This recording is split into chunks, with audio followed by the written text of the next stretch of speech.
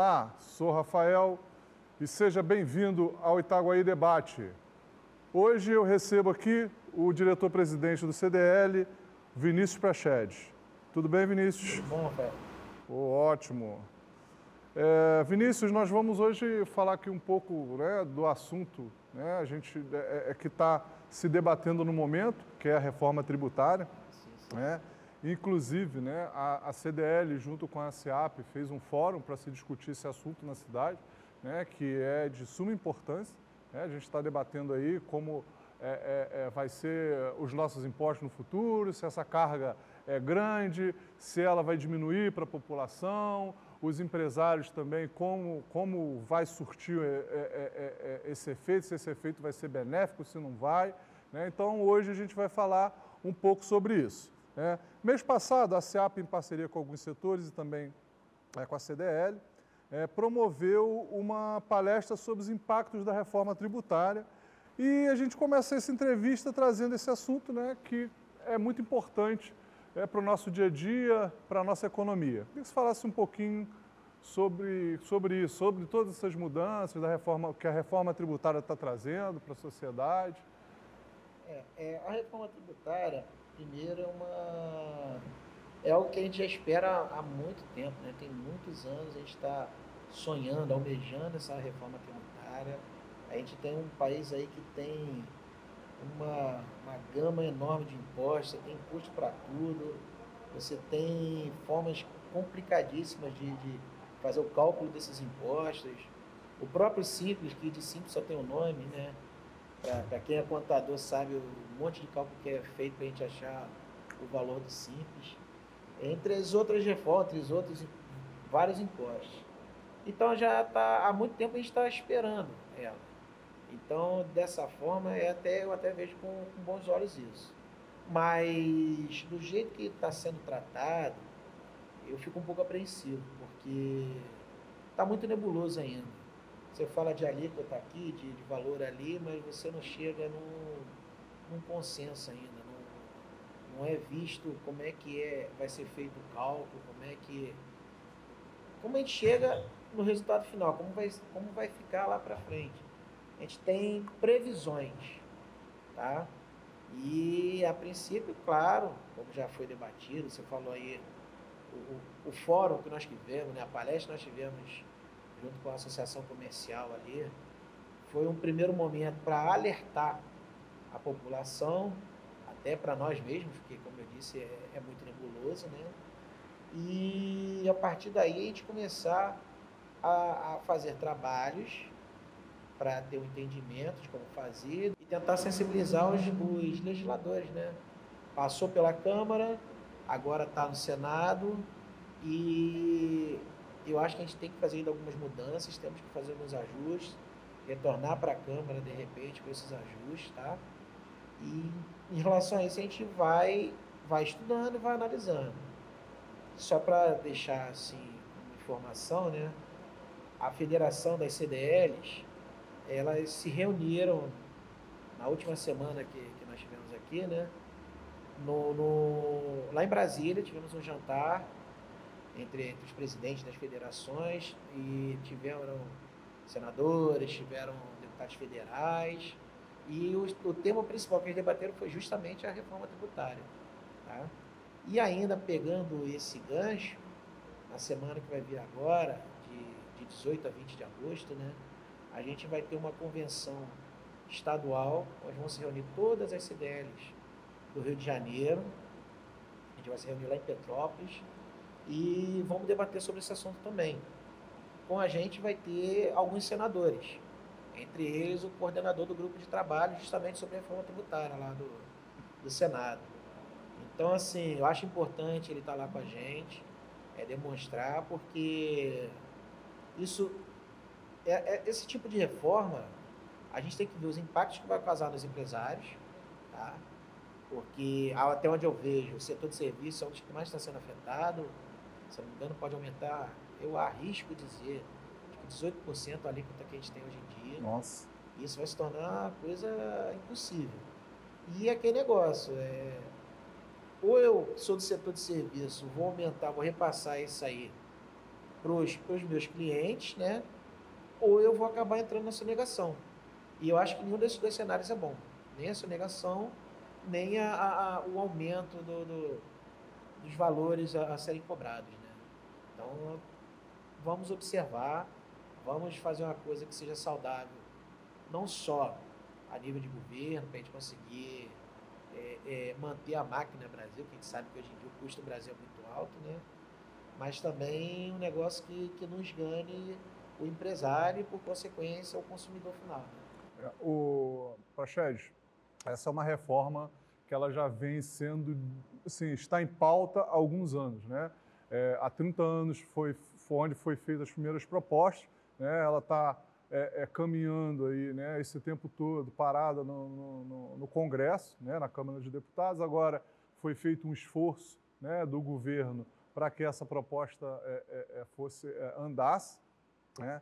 E a gente está vendo muita discussão na sociedade, né? Os setores, né, alguns setores, né, de comércio, por exemplo, que é a ponta, tem suas críticas, né, tem suas sugestões. Outras pessoas elogiam também muito a simplificação dos impostos, né?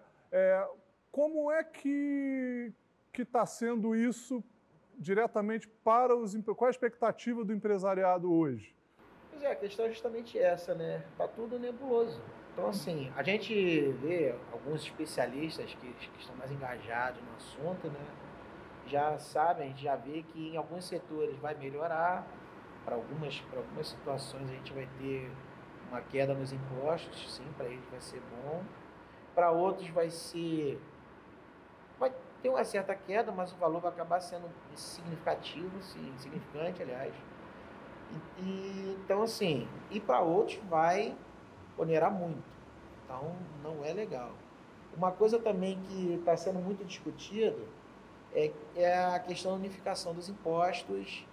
E quando eu falo isso, não falo dos impostos em si. Vai ser tudo recolhido no nível federal para ser distribuído no nível estadual e nível municipal. E isso as federações não estão achando legal, né? Perde a independência deles.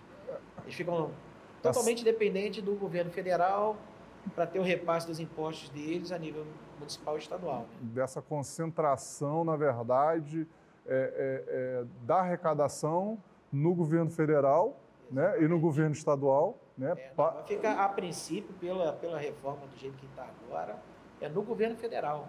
Lá eles centralizam tudo. Centraliza tudo e depois vai o repasse para o estadual e municipal. E isso os governadores, os prefeitos não estão gostando e dá para se entender, né? Porque você acaba ficando à mercê de quem estiver lá sentado na cadeira. Né? Exatamente, porque tira um pouco, né, da autonomia dos entes, né, da federação. A palavra é exatamente essa. Você tira a autonomia dos entes federativos. Porque você, além de tudo, na verdade, tem que se discutir de que forma esse repasse vai acontecer. Né? Se é automático, se não é automático, quais são os procedimentos.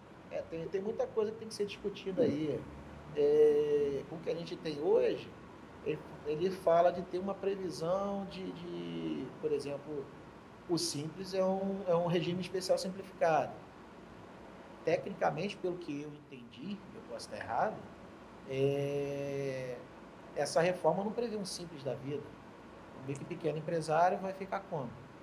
Entendeu? Ele tem certos tipos de atividade que certas empresas, que se não tiver no Simples, para ele fica muito custoso, né, de manter uma empresa. Entendi. Mas não... Então, na verdade, assim, eu acompanhei o fórum aqui e vi algumas discussões. Então, na verdade, essa galera hoje, né, que está dentro do Simples, ela não foi contemplada diretamente por essa nova reforma. Não tem nada dizendo, pelo menos assim, na próprio fórum mesmo foi falado em relação a isso. Que não se sabe como é que vai ficar em relação a ele. Não se sabe como é que vai ficar, sei lá, como foi perguntado aqui, o setor dos artistas, entendeu? É justamente a questão, os que estão mais apreensivos aí, ao meu ver, é justamente o setor de serviço. Entendi. Que tem muita coisa aí que não está sendo explicada, né? Então, É uma discussão bem complexa, né? São muitos detalhes, né? muitos detalhes. Estão tentando forçar aí uma aprovação o mais rápido possível. Claro que eu gostaria que a gente tivesse essa reforma aprovada o mais rápido possível, mas eu acho que não é por isso que a gente vai aceitar que fique de qualquer maneira, né? Ah, foi aprovado, mas de qualquer jeito, às vezes, esse de qualquer jeito que foi aprovado, fica pior do que estava antes. Então, eu acho que tem que ser o mais rápido possível, dentro do que tiver melhor colocado, melhor para todo mundo, né? Exatamente, porque hoje a maior crítica, né, da sociedade quanto ao nosso sistema tributário, é que é um sistema muito desigual, né? É um sistema que ele tem uma carga tributária muito grande sobre alguns, às vezes o tributo ele é cobrado em cima de tributo, né? Essa reforma tem uma proposta de simplificação disso, né? De tirar nessa retributação que a gente paga fortunas e fortunas de impostos, né? A gente tem entidades que medem isso, né? Tem lá, a gente aí vê, bate trilhão, né? No impostômetro, né? Para a sociedade isso é um assunto importante, né? Quanto menos impostos a gente pagar, mais barato vai ficar para a gente alguma coisa, principalmente para as classes mais pobres, né? Que é a classe mais atingida, né? Para você ter noção, essa questão aí de como a nossa carga tributária é grande, a CDL, a nível nacional, tem um dia que a gente chama de Dia da Liberdade de Impostos. E o que vem a ser esse dia? Vamos supor que a gente chegou hoje a 1º de janeiro. Você foi trabalhar.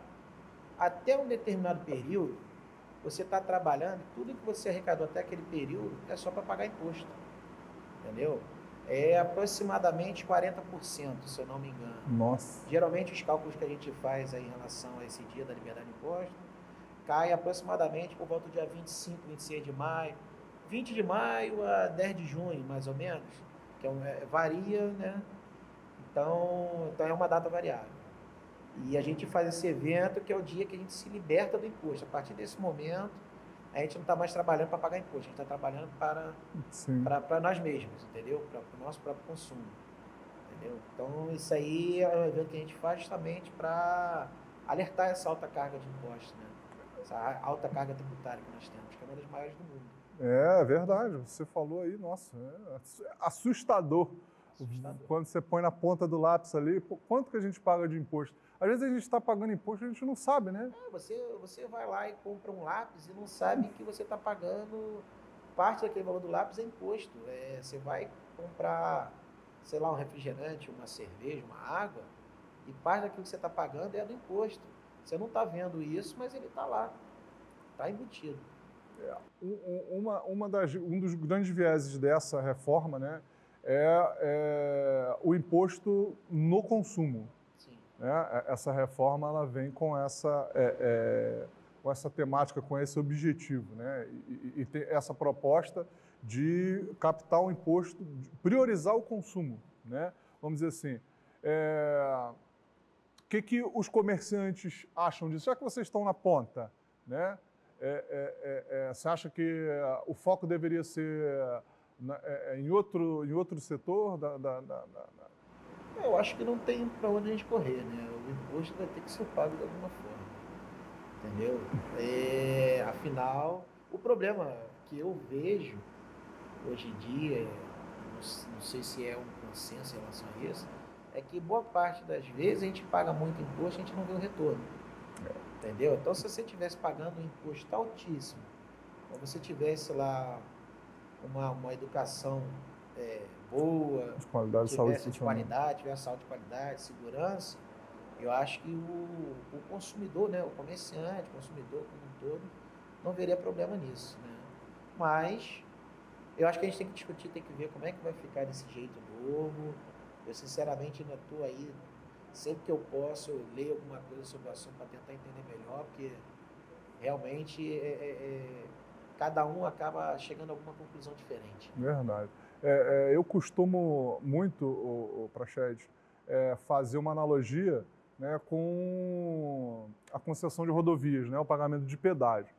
Muita gente reclama, muita gente acha ruim você ter que pagar um pedágio e geralmente você está pagando duplamente por aquilo, né, porque você já paga os impostos, né, mas quando você paga e você tem uma boa estrada, né, aquilo tem um retorno para você, às vezes assim, não, eu pago isso, mas pago, assim, é um dinheiro bem investido, né? E se os nossos impostos retornassem para a gente, né, em forma dos serviços, como a gente sabe, por exemplo, alguns países europeus, por exemplo, a Suécia, né, que são países que você tem níveis de imposto altíssimos, mas você tem qualidade de serviço, né? Isso volta para a população de alguma forma, né? Se na nossa sociedade fosse assim também, eu acho que assim, por mais alta que fosse a carga, né, de impostos, né, a gente não não teria tanta discussão em cima disso. Bom, eu acho que o problema é também isso aí que você falou, né?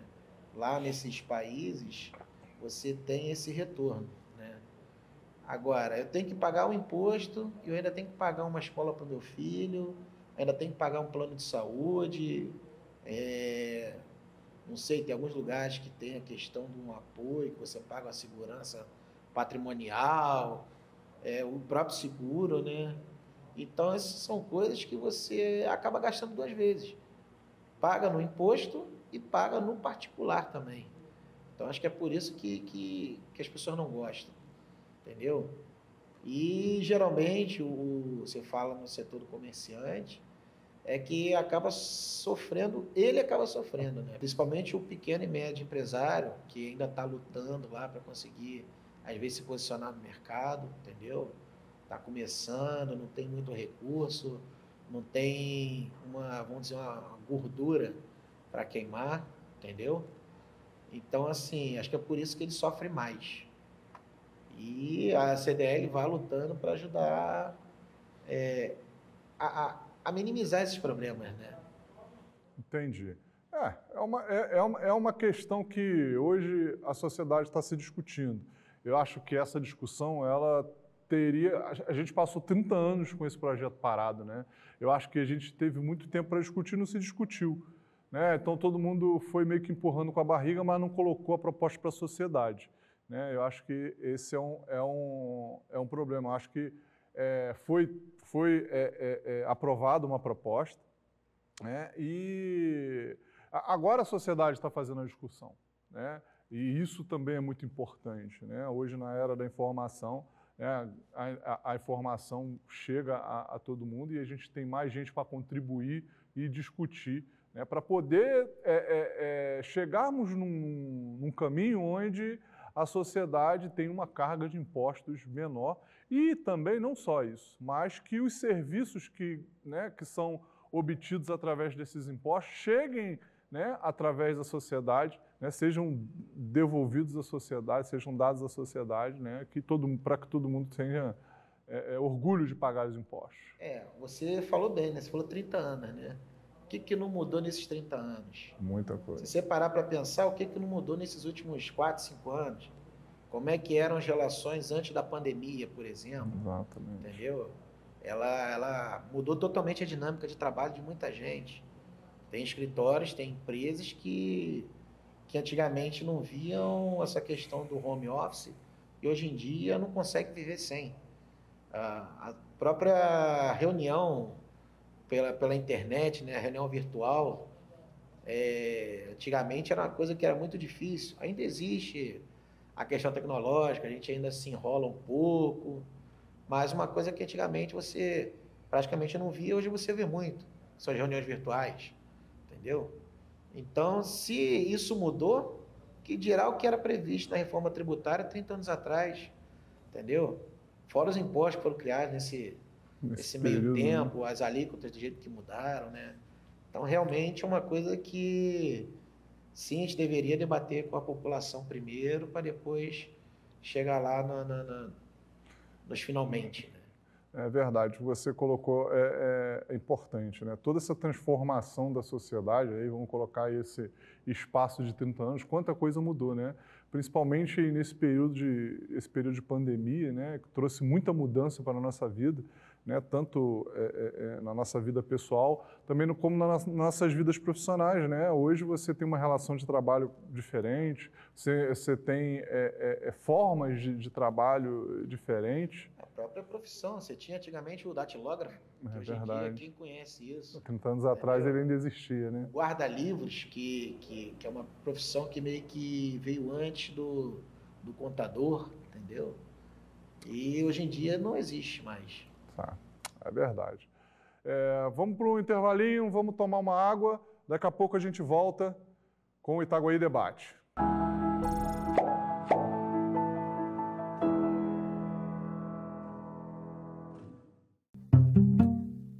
Meu avô sempre foi a minha referência. Ele cuidava, ele educava, ele brincava. E meu avô foi fumante. E ele desenvolveu um efizema pulmonar. E ele ficava em casa, então, já com uma bala de oxigênio do lado. E a morte dele foi uma morte sofrida, né? Ele sofreu e eu vivenciei aquilo. Então, isso influenciou muito nesse meu desejo de trabalhar para ajudar as pessoas a não terem que passar por isso também. É muito comum, principalmente pacientes jovens, usuários jovens, que chegam e eles falam, não, eu não quero continuar, eu não vou seguir porque eu posso parar a hora que eu quiser. E agora eu não quero. Eles percebem que se tornaram viciados em cigarro a partir dos seus 23, 24 anos, quando eles tentam parar a primeira vez e vê que existe uma dependência da nicotina.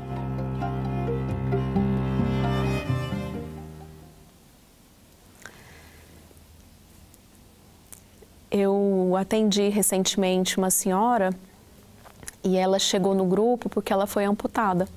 Ela perdeu um dedo do pé por conta de uma trombose em decorrência do tabagismo. E a equipe médica disse para ela que se ela não parasse de fumar, ela perderia o pé. Várias vezes eu vi meu avô ali. Se ele tivesse tido a oportunidade, né, de parar de fumar, talvez eu ainda tivesse a oportunidade de ter convivido mais tempo com ele.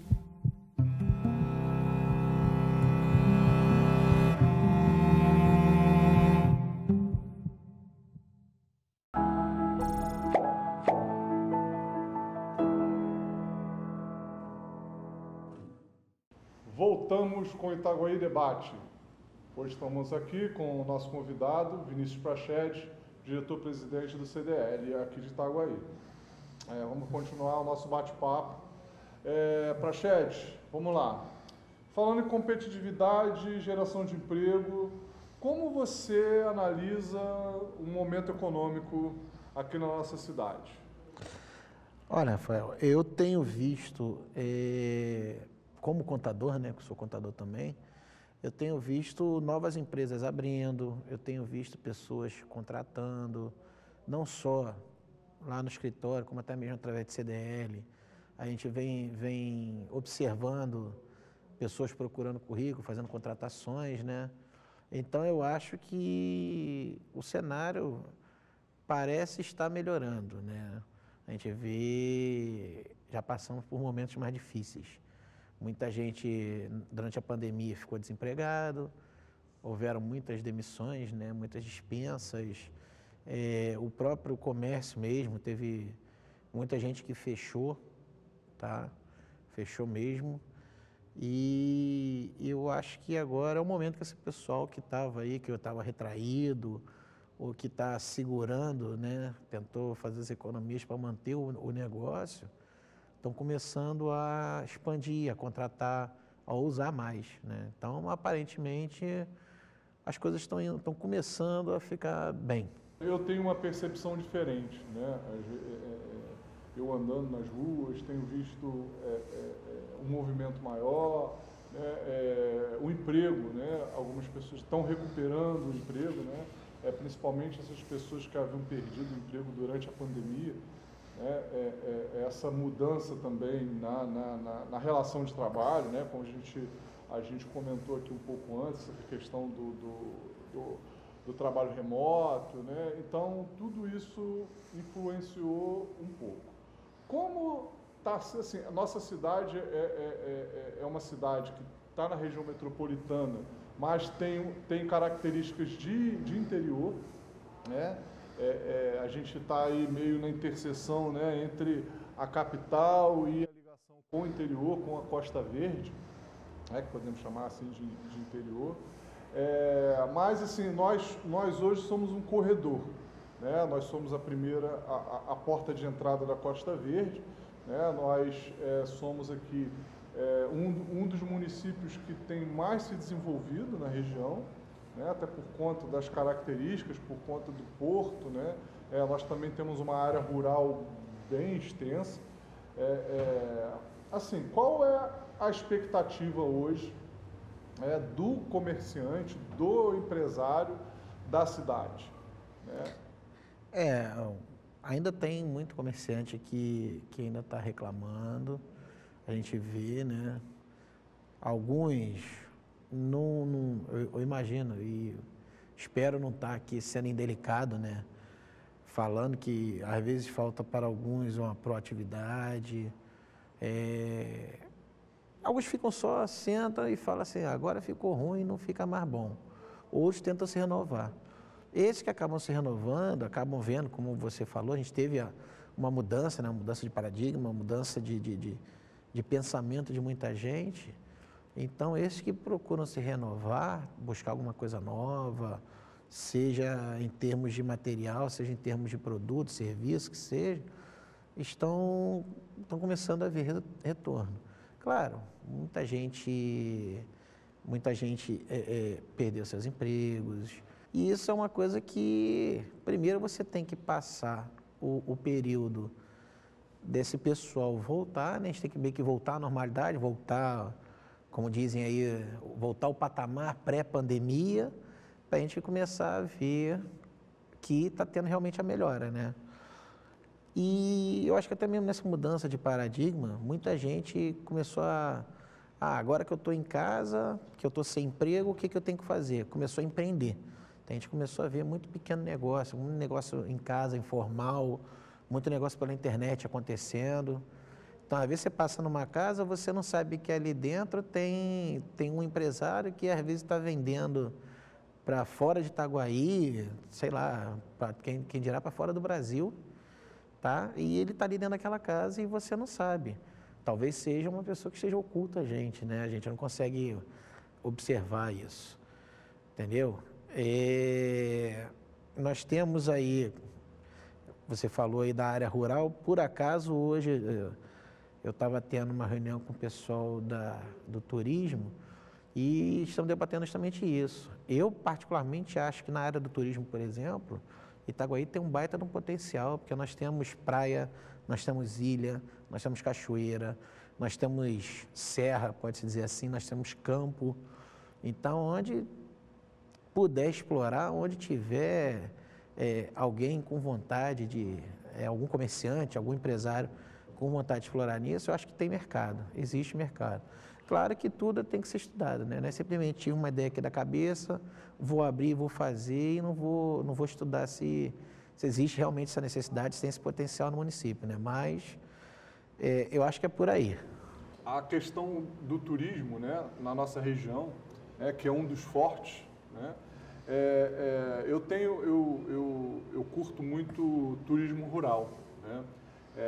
Tenho visto que em alguns outros municípios tem uma organização com hotéis, com pousadas, e aqui no nosso município a gente tem um pouco essa dificuldade, né? A gente tem até algumas coisas aqui na Serra do Caçador, na Serra do Matoso, mas é difícil até você conseguir encontrar na internet alguma coisa, né? Isso aí também pode ser, disso como você tocou no assunto, dessas novas pessoas entrando através da internet, nesse novo mercado que é o mercado da informação.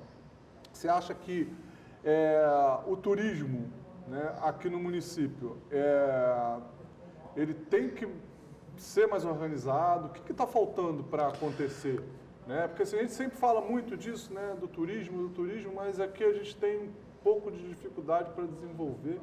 O que está faltando? Eu vejo que está começando a acontecer.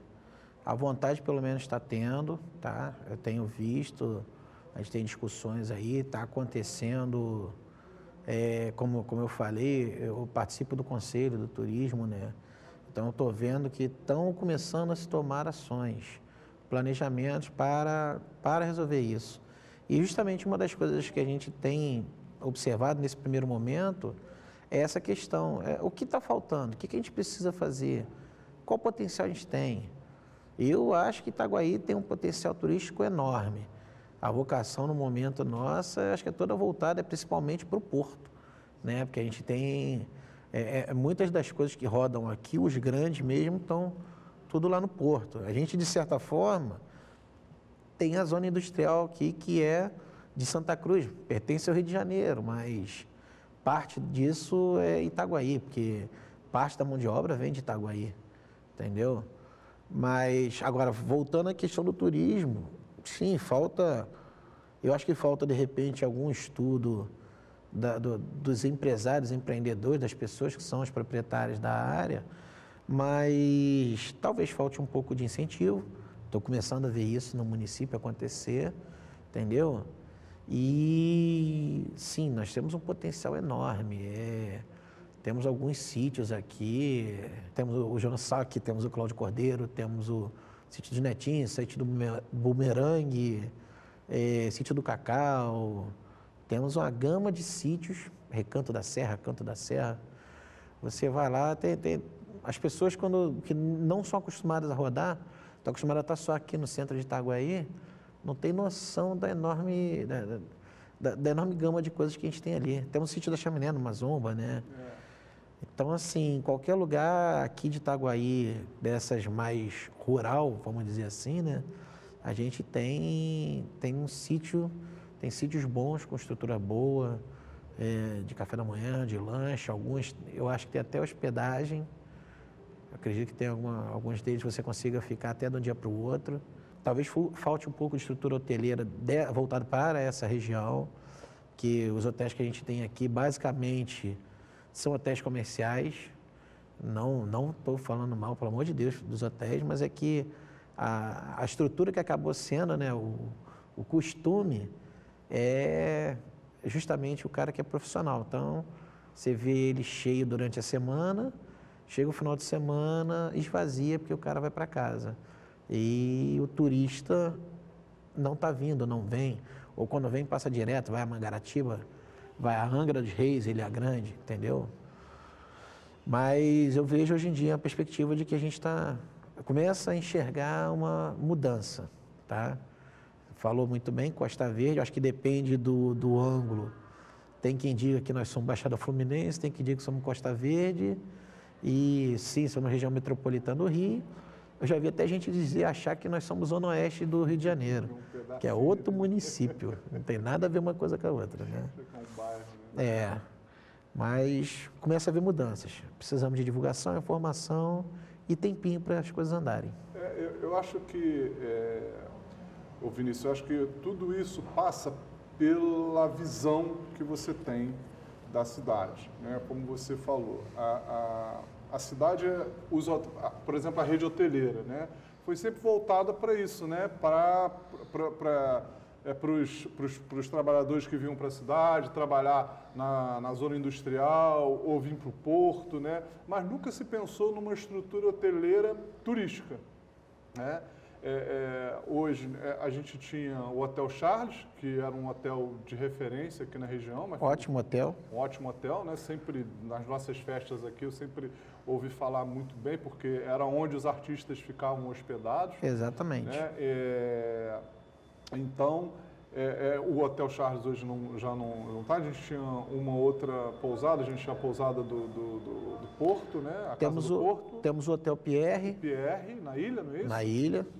Ótimo no hotel também. Tem muitos anos que eu não vou lá, mas já passei alguns períodos lá, inclusive carnaval, e foram coisas que eu guardo na memória até hoje. Oh, Poxa, né, cara?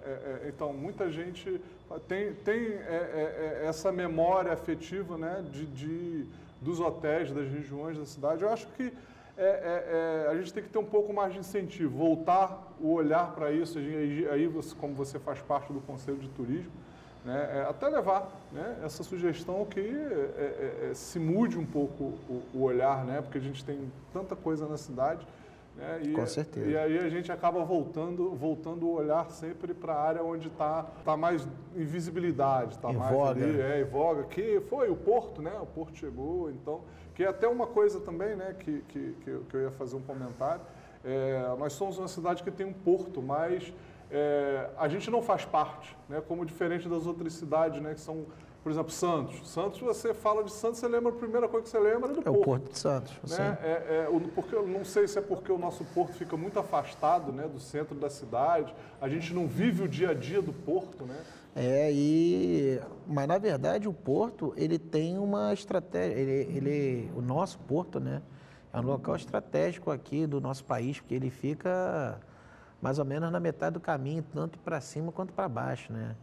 Então, assim, eu vejo, nas épocas que eu já andei, hoje eu tenho andado menos, mas eu já andei mais aí pelo Brasil, através das CDLs, e quando eu falava que era de Itaguaí, Itaguaí, lá do Porto e tal, então, assim, não à toa a gente tem a questão aí do submarino de ser aqui, né, tamanha estratégia qual estratégico é o nosso local, nosso ponto, entendeu? Então, até nisso nós somos privilegiados. E temos que parar para pensar nisso. Parar e pensar como Itaguaí é privilegiado. Já mudando um pouco de assunto, fim de semana passado tivemos uma data importante, né, no nosso calendário, foi o Dia dos Pais. Né? Tinha uma grande expectativa, né, é uma das datas, né, que movimentam o comércio. Né? Um levantamento da CNDL e do SPC estimou que quase 16 milhões de consumidores iriam às ruas comprar os presentes, né? Dia dos Pais. Como foi esse movimento aqui no município? Né? Cresceu, se manteve estável? Qual foi a expectativa, né, e a realidade disso? Eu não tenho ainda os números para dizer para você, né? Tivemos tanto e tal, mas eu observo, né? A gente observando aí os dias que antecederam o Dia dos Pais, o aumento que teve de pessoas andando na rua, entrando nas lojas aí para comprar coisas, aquele presentinho de última hora que sempre tem um que faz. Apesar de a gente ter muita coisa hoje em dia sendo comprada pela internet, né? Você via também aí cheio os mercados, o pessoal que vai lá fazer o churrasquinho no final de semana com a família, ou a feijoada, né? Então, assim, movimentado pelo menos foi o final de semana que antecedeu, né? Os dias que antecederam o Dia dos Pais, entendeu? E as pessoas foram para a rua. Interessante, né?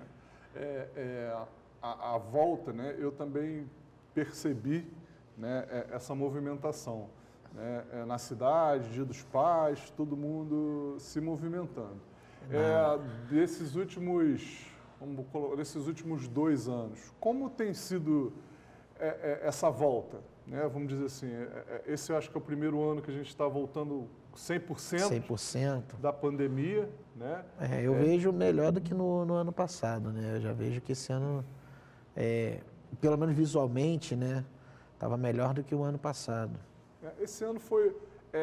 um ano, por exemplo, a gente, por exemplo, sempre tem visto poucas pessoas com máscara, então as pessoas, isso na verdade, é o que eu estou querendo dizer, é que as pessoas estão se soltando mais, né? Você tinha uma preocupação muito grande ainda, né, com os resquícios da pandemia, tudo mais. Você hoje já tem a população, bastante gente já vacinada, a doença está num nível bem baixo, né? Isso contrasta com esse novo momento do comércio, vamos colocar assim? Eu acho que as pessoas, você fala das pessoas andando aí, se soltando, sem máscara, acho que é porque as pessoas cansaram, né? Claro que a questão de saúde é uma coisa muito importante, mas a gente acho que a gente nasceu para viver confinado, né? E, pelo menos para mim, foram desesperadores os períodos de pandemia. Você chegar aí toda manhã, eu parei de ver notícias porque dava um determinado horário, saía aquele boletim de quantos mortos tiveram, quantos infectados, quantos tiveram lá. Era ver esse boletim e ter uma crise de ansiedade. Eu mesmo todo dia achava que hoje eu peguei, hoje eu vou morrer. Complicado. Entendeu? E já ficava desesperado. Fiquei feliz quando as pessoas começaram a sair mais. Claro, a gente ainda inspira cuidado.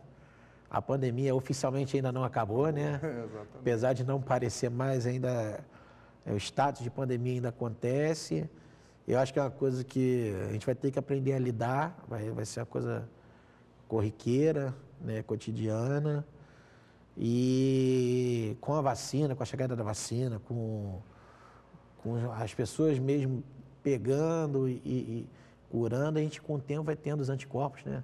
Com tantas outras doenças que nós já tivemos, já passamos em outros momentos. Essa é só apenas uma que a gente teve nesse momento, mas já aconteceram vários outros anteriormente, né? E passamos por isso. Né? Passamos por isso e, graças a Deus, estamos passando. Infelizmente, algumas pessoas não passaram, né? É verdade. A gente sempre tem alguém que perdeu, mas Vamos sobrevivendo. vamos sobrevivendo. Vinícius, estamos chegando ao final, né, do nosso bate-papo. Né? Queria que você falasse um pouco, né, para finalizar, da expectativa da CDL, né, quanto à nossa cidade, né, o que a CDL espera, né, do futuro da nossa cidade, do presente da nossa cidade. A CDL, ela está aí com o lojista, né? Então, ela espera sempre prosperidade, entendeu? O lojista é um cara que é lutador, né? Que quando eu falo lojista, na verdade, quer dizer o empresário no geral, né? O empreendedor é um cara que está sempre lutando, sempre acreditando que dias melhores virão, entendeu? E eu acho que depende de nós que venha, buscar sempre se informar, estar aí antenado para as mudanças da cidade. Eu falando já como CDL, o nosso papel é lutar pelos interesses dos nossos associados, dos lojistas como um todo, e até mesmo algumas coisas que a gente conversa com os legisladores, com o pessoal dos poderes, né, dos órgãos públicos no geral, a gente sempre busca benefícios a todos, entendeu? Então, assim, tem certas situações que até mesmo quem não é associado nosso se beneficia de uma coisa que a gente acaba pleiteando, tá? Então, eu não sou nascido em Itaguaí, mas vivo minha vida inteira aqui, meu pai é nascido aqui e agora sou cidadão itaguaense e posso dizer que eu tenho orgulho disso, tá? Eu sempre espero o melhor da nossa cidade, que a nossa cidade tem tudo para ser uma cidade de primeira e acho que só depende da gente, entendeu? E no que eu puder, através da CDL ou através de qualquer outros órgãos, fazer com que isso aconteça, eu vou lutar para isso. A CDL sempre busca, né?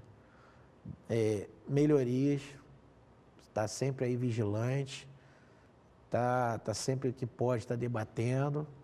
Às vezes você não vê os resultados, mas eles acontecem. Legal. Vinícius, gostaria de te agradecer por sua participação, por sua presença.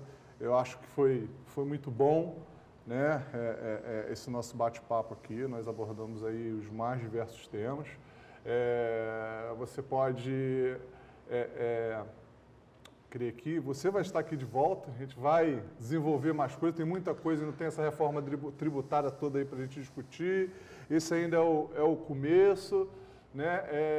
Mais uma vez te agradecer a tua presença, a tua disponibilidade, sei que você hoje saiu, estava na correria. Mas né? A gente está sempre que pode, estamos à disposição. Meu irmão, te agradecer, tá bom? E encerramos esse Itaguaí Debate, voltamos no próximo programa, um abraço a todos. Tchau.